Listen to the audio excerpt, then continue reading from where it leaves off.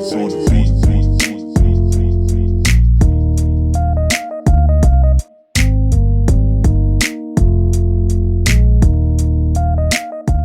What's good, everyone? It's your boy Nati with another video for the channel. Welcome back to DMV Sports Zone. And it's finally here. Week 1, man. After a tumultuous offseason, after everything that's gone on with the Washington Post and the name change issue, everything, right? I'm just glad we're finally here. It's officially week 1, y'all. Tomorrow we have our first NFL game, right? The Chiefs versus Texans. But I know the game that we're all looking forward to the most is Washington versus the Eagles on Sunday. So that being said, I'm going to be diving into a full-on preview of the matchup. First, I'll be diving into injuries. Then I'll be diving into some key matchups that we should expect to see. And then I'll give you guys my final prediction at the end for who I think will win. And I want to say this up front, this whole preview video will be fully objective. I know many of you all know my past videos talking about the Washington football team, and I've mentioned how I'm a diehard fan of the team, but in all my videos soon to come, every single week, I will make sure to be objective and give you guys my full analysis before giving you my full prediction at the end. So that being said, let's dive right in. So with the game, I'll be diving into some notable injuries first. So the full injury reports will be reported out tomorrow, and hopefully you guys follow the DMV Sports Zone Twitter at DMV Sports Zone or the Instagram page DMV Sports Zone, all lowercase. I'll make sure to upload the injury reports, not just for Washington, but for the Eagles as well tomorrow as soon as they come out. But now I'll just look at the injuries that have been reported thus far. So Antonio Gandy-Golden has suffered a concussion and he is questionable for Sunday's game. I personally didn't expect him to play too much on Sunday just because he is a rookie.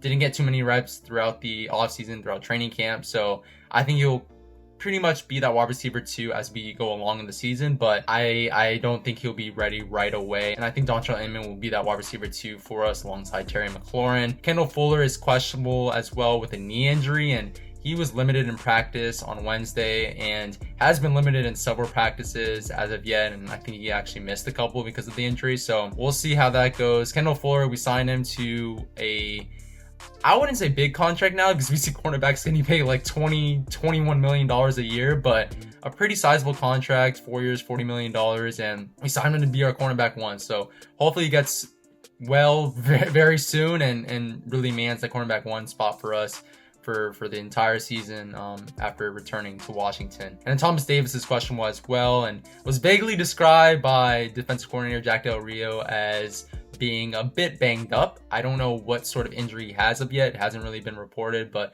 we should know more come tomorrow with the full injury reports that will be reported out. But Thomas Davis was supposed to be an integral part on our linebacker course, so hopefully he gets better soon. And then for Philadelphia, right, we have Miles Sanders, who's day-to-day as he's dealing with a lower body injury and is questionable for Sunday's game. He did take part in individual drills, however, on Wednesday, so I think he'll be okay for Sunday. But at the same time, I've also heard reports that he will be very much limited by head coach Doug Peterson, so that's kind of a blow to Philadelphia. And Miles Sanders is a stout running back, so hopefully, for the sake of the NFL, he's back soon, but we'll see about Sunday's matchup if he's ready to go. Alshon Jeffrey is questionable with a foot injury, and this guy's always injured, right? I know I have a lot of Eagles fans that are my friends and just Eagles fans in general that always tell me that this guy is always injured. So he's injured once again, and he did not practice on Wednesday. Kind of sucks for them, but at the same time, I think Alshon Jeffrey, he's been injured in the past, so you shouldn't expect him to be ready every single week if you were the Eagles. So it is what it is. Jalen Reagor is also questionable with an upper body injury, although reports are that he's likely to miss week 1 against Washington and he's likely to come back in week 2. And that's another blow for Philly's wide receiving core, especially because they rely on their fast, shifty receivers, and Reagor is one of them, right? They drafted him in the first round. And then Lane Johnson, like Miles Sanders, is also day-to-day, but with an upper body injury. He's questionable as of now for Sunday, although Coach Peterson did say that he is doing well and there is a chance of him playing on Sunday. But at the same time, he is pretty iffy for the game, so we'll see. That's a all-pro right tackle that could slow down maybe Chase Young or Montez Sweat or even Ryan Kerrigan a bit, so that would be a huge blow if he isn't ready to go. if not isn't limited at least in the game. So that's the notable injuries as of yet. But once again, the injury reports will be reported out tomorrow on all of our pages, DMV Sports Zone, and obviously elsewhere as well. And with some logistics about the game that probably everyone knows up until this point, it will be shown at Fox at 1 p.m. and will technically be played at Washington's home field and FedEx Field. But, you know, there is no home field advantage because there's not going to be any home fans there. So it'll be really interesting to see a full-on football game with no fans. And we've suffered with attendance over the years, Washington football fans. But at the same time this year, there's a lot more excitement. There's a new regime, and I would have expected there to be a lot more fans, but there are no fans. So it's going to be interesting to see how that shapes up on Sunday. And the odds makers now have Philly at -6 over Washington. But I'll push back against the line, much like Washington's defensive line will push back against Philly's offensive line throughout this preview as we go along. And now with the mini offseason recap for both teams as part of this last we saw them segment that I'll have in each weekly preview video for each weekly matchup. So with Washington, some notable moves. Washington has gone through a complete football transformation since the conclusion of the 2019 regular season. So with the football operations and clean slate with most of our coaching staff, except for a couple of holdovers and running backs, coach Randy Jordan as being the most notable of them. And then we hired a solid coach in Ron Rivera to take over football operations. Also hired other notable guys to complete our coaching staff, such as defensive coordinator Jack Del Rio, who with Ron Rivera now going through cancer treatment for skin cancer, Jack Del Rio is sort of taking over the head coaching duties during practices and stuff, and that should continue as the season goes along. But Jack Del Rio is a solid coach, right? You can say what you want about him as a person, but he's a solid coach and he has a proven track record when it comes to coaching defenses. So excited to see what he brings here in Washington. Offensive coordinator Scott Turner has also been brought in, and with him he brings over the Air Coryell offense that many of you all know from last year in Carolina, but also something that Norv Turner had here in Washington when Norv was here in Washington for a period of time. Also had a great 2020 draft, headlined by the pick, of course, of Chase Young, second overall in the entire draft, and I think has been widely regarded as the best player in the entire 2020 draft. Exciting to see what he brings, and I personally think he will be a difference maker, much of the likes of Nick Bosa last year, who totally turns around the team, let alone the defense itself. Washington was also able to draft versatile pick Antonio Gibson and solid upside guys like Sidney Charles, Antonio Gannon-Golden, and Khalil Hudson. Washington wasn't, though, too active in free agency, but Washington picked up a solid quarterback in Kendall Fuller, who I mentioned earlier as being pretty injured as of now, but he hopefully will be that cornerback one for the team for at least this season, but for the foreseeable future. He's a really decent corner, really amazing slot corner in particular, and we saw that during his first stint in Washington, and it'll be interesting what he brings to his second stint as well. Washington has also gone through a complete organizational transformation, unlike any other team in the NFL, of course. The Redskins name itself, first and foremost, has been retired and has been removed from all marketing, all merchandise for the organization. The organization has also gone the route of a temporary name, right, with the Washington football team for the 2020 season, and I might get ridiculed for this, but I personally think it was a smart move, and I think it's better to sort of gain fan input, gain input of sponsors, gain input of the community itself before determining a name, and sort of leaves the door open for names like the Red Wolves, the Warriors, so on and so forth. And amidst all the allegations of harassment within the organization, which first and foremost they should be addressed, and Dan Snyder his job is really in jeopardy right now as the owner of this franchise, but taking that, as hard as it is, out of the picture, there were some positives organizationally for Washington. They hired the first black team president and Jason Wright, who I think is the right man for the job to sort of lead this organization into the future. And I think with him and Ron Rivera sort of handling the entire operations of the organization, right, with Ron Rivera on the football side and Jason Wright on the business side, I think the organization is set up really well for the future, in my opinion. And we also hired the first female regular on-air broadcaster in Julie Donaldson to handle the organization's broadcasting operations, but also general media operations, as we've seen with the brand new Washington Football Today show that Julie Donaldson has put out, I think, as of Monday. So those are some pretty good moves organizationally. We'll see if the organization itself remains consistent in this positive, great news, and steers away from controversies as we've seen in the past before Ron Rivera arrived here in Washington. And then with Philly, some notable moves to very much flip on Washington's entire offseason of so many moves and so much news, right? Philly hasn't really gone through too much transformation this offseason. Although the Eagles did release Nigel Bradham, who wasn't great last year, admittedly, but Philly's linebacker core especially doesn't look too hot this year without Bradham, so Philly also traded for Marquise Goodwin during the draft as a speed wide receiver on that offense, but he has since opted out due to COVID concerns around the NFL season, and also due to the fact that he has a young family, young kids, that he doesn't want to get exposed to COVID-19. The Eagles also drafted another speedy receiver in Jalen Reagor in the first round, but he has since gotten injured a lot, as noted earlier, and will likely be out for week 1 against Washington. The Eagles also drafted Jalen Hurts in the draft, and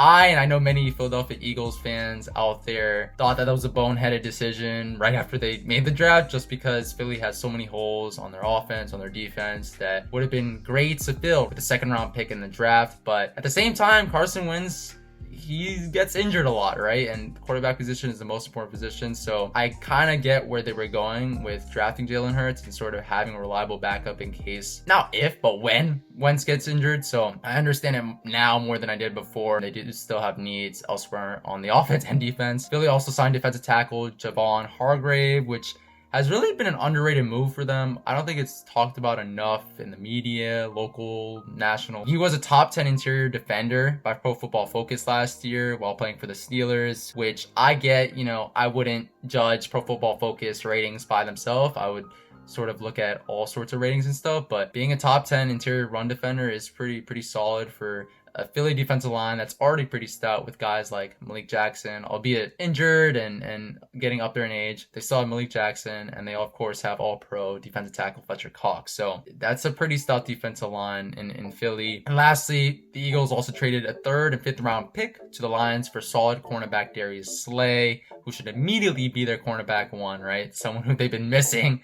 for so long. They finally have a cornerback 1 that's pretty solid in their secondary to sort of help that defense improve in the 2020 season. And now with some key position battles for the week 1 matchup on Sunday at 1 p.m. So we're going to first see Washington defensive line versus Philadelphia's offensive line. Washington fields one of the most talented. They might not have produced the most out of all other defensive lines in the league, but they are arguably the most talented defensive line in the NFL, with 5 first-rounders, as we talked about earlier, with Chase Young, Ryan Kerrigan, Jonathan Allen, Deron Payne, so on and so forth, right? And they also have a stud by the name of Matt Ioannidis, who is pretty unheralded, isn't talked about enough, but he's arguably the best defensive line Washington has. So that's a really solid group. Although, again, it's all about translating all that talent onto the field and really producing for the Washington football team, and really giving Philly and all their offensive lines a lot of headaches every single week. Meanwhile, Philly's coming into week 1 with injuries along their offensive line, right? We see stud right tackle Brandon Brooks being out for the season with a torn left Achilles tendon, and that's a huge loss, right? Because Brandon Brooks is arguably an all-pro right guard, so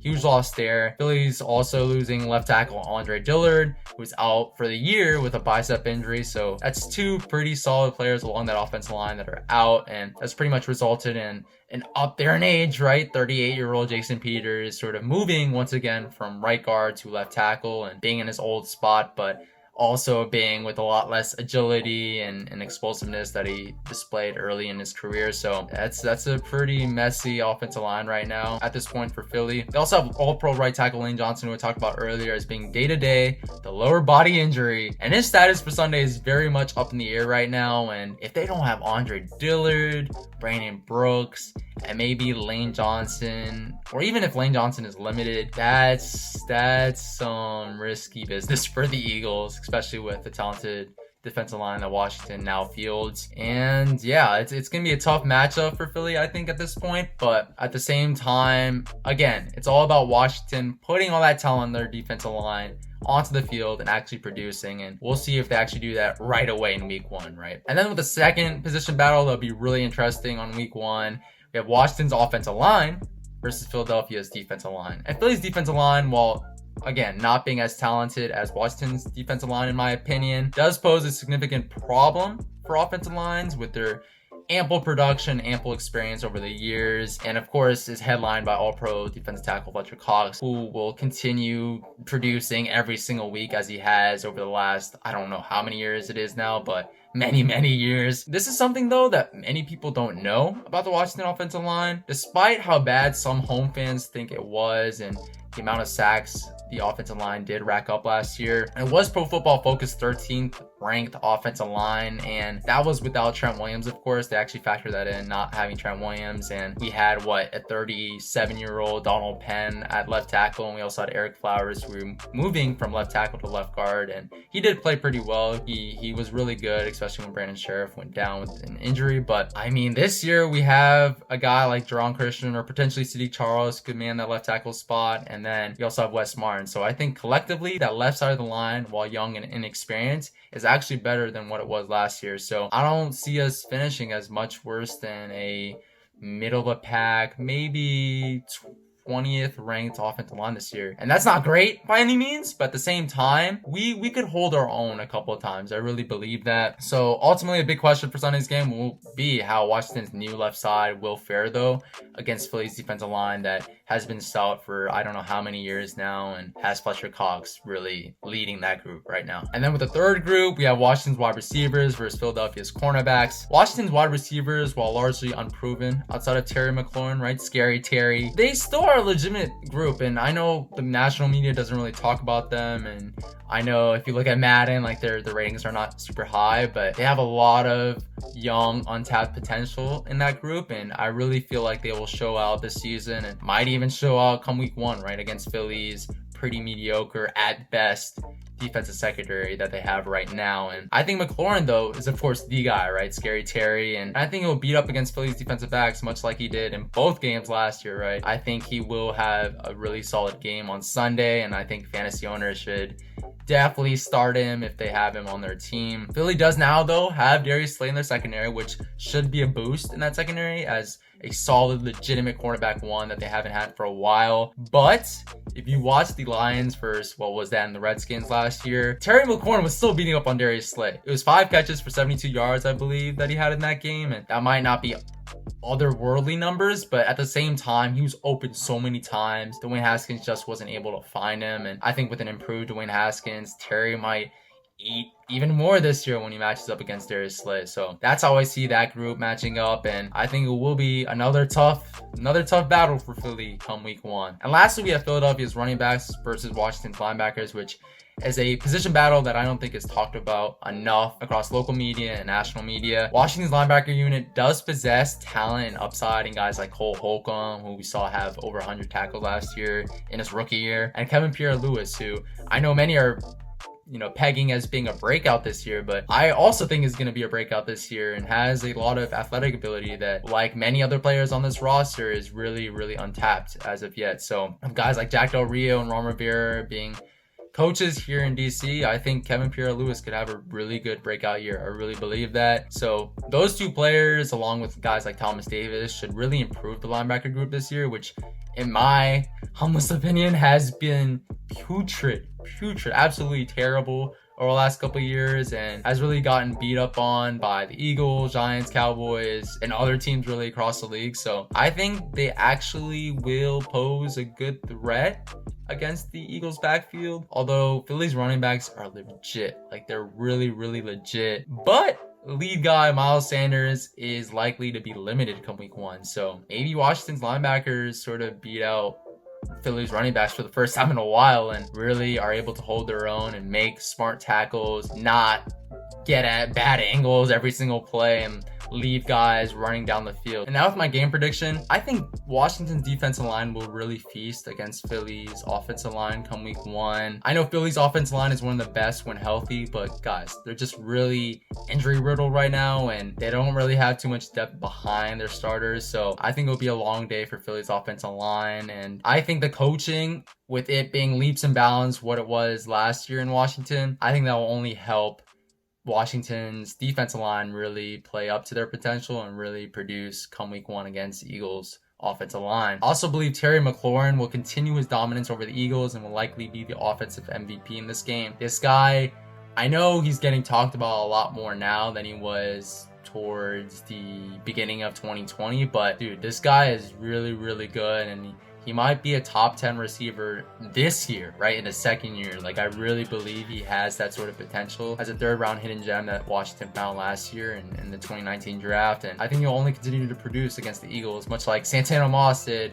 years back against the Cowboys week in and week out. Also, I want to let everyone know, I know Washington fans know this by now, but Eagles fans, keep an eye out on Antonio Gibson. I think this guy is legit. I really believe that. I've compared him to Alvin Kamara all season, and I don't think he'll be an Alvin Kamara type back right away, but I think he has that potential, and I think with all the touches that he's about to get, even in a running back by committee approach by the coaches and stuff, I think he'll get an ample amount of touches out of the backfield, much like all the backs did in Carolina last year, particularly, of course, Christian McCaffrey. And with Adrian Peterson no longer being there, Antonio Gibson will feast, guys. I really believe that. Even in week 1, I think he's ready. He's ready for the NFL. Having said all this, though, as we've seen in the past, the Eagles are really just 1 or 2 deep balls to Sean Jackson away from coming out with a win against Washington. Like, that's really been disastrous for Washington secondary over the years, and I think even with an improved secondary in Washington, I think they'll still struggle a little bit with that. But with Jackson being the only legit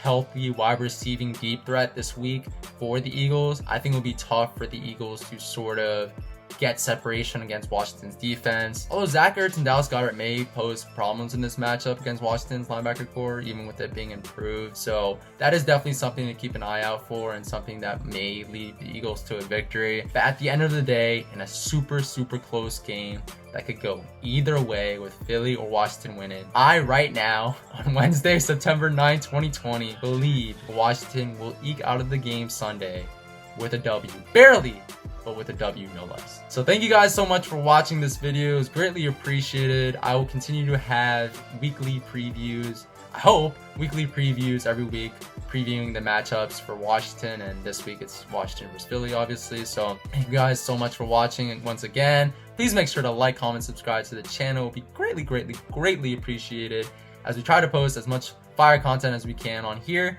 We also post daily fire content on our Instagram page, all lowercase DMV Sports Zone, and our Twitter at DMV Sports Zone. So with that being said, again, I'm really excited that it's finally week 1 and we're going to get real live NFL action, and it's going to be a great matchup on Sunday with Washington playing against Philly. So that being said, have a good one, guys, and see you on the next one. Peace.